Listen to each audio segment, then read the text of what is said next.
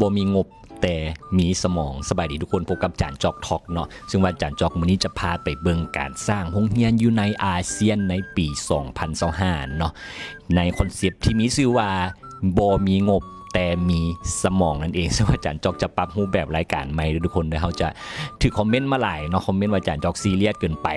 บ่ม่วนเดี๋ยวเขาสิมาปรับเป็นสายดาร์กสายฮาเอากันแล้วกันเนาะเน้นบ่มีสาระไปเลยกับยาบ่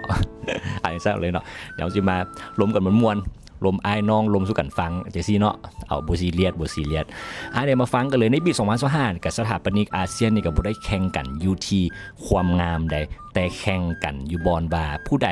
ขนส่งน้อยกว่ากันและรักษาสิ่งแวดล้อมหลายกว่ากันเนาะผู้ใดใช้วัสดุน้อยกว่ากันและผู้นั้นชนะสถาปนิกอาเซียนมาเบิ่งยกตัวอย่างการสร้างโรงเรียนส่วนหลายก็อยู่เทิงภูเขาอยู่เขตชายแดนอยู่กลางป่าเนาะ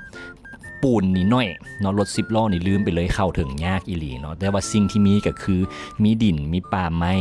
และก็มีแกบและสำคัญก็คืออยู่แถวเขตชายแดนเขตภูดอยนี่ฝนตกตลอดปีป่านว่าท้องฟ้าหัวทุกคนยกตัวอย่างที่นึงอยู่ในประเทศเวียดนามโดยที่เวียดนามนี่ไส้ดินที่ว่าขุดอยู่สถานที่ตัวจริงกันเลยขุดมาแล้วก็มาเฮ็ดเป็นฝาแล้วก็เฮ็ดหลังคายืนแบบยืนออกมาเนาะเพื่อกันฝน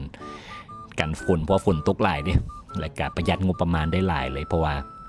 ลมสามารถออกเข้าได้ดีบ่ต้องมีแอร์ครูนักเรียนสบายเนาะแล้วก็ค่าไฟก็บ่ต้องเป็นห่วง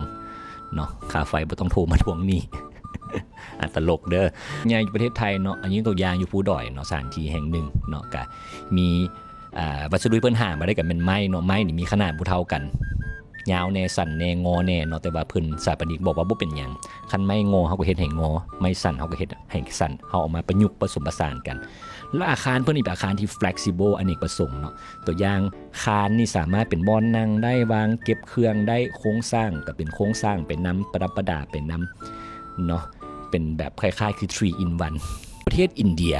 อยู่ในประเทศอินเดียนี่ลมแห้งฝนหลายเนาะมีพายุเพราะฉะนั้นอาคารเพิ่นจึงออกแบบให้เป็นตัวยูทุกคนตัวยูนี่สามารถรับลมเนาะแล้วก็ลบน้ำแล้วก็และอันสำคัญที่สุดนี่อยู่อินเดียนี่คักเนาะพื้นนี่เพิ่นบ่ได้ใช้คอนกรีตได้พื้นเพิ่นใช้ขี้งัวอีหลีทุกคนขี้งัวนี่บ่มื่นบ่แพงแล้วก็สามารถซ่อมแปลงเองได้อีกอันนี้ต้อง